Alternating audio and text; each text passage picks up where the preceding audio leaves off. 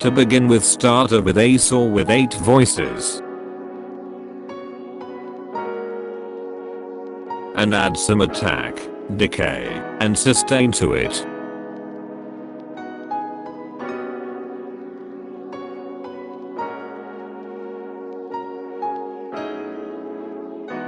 Also add a white noise, and reduce its volume.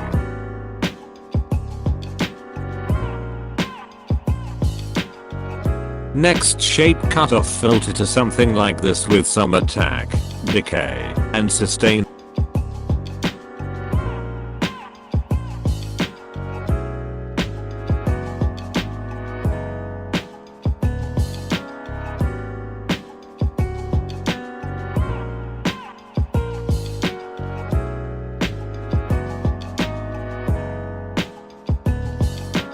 Then also add a distortion effect with clip setting.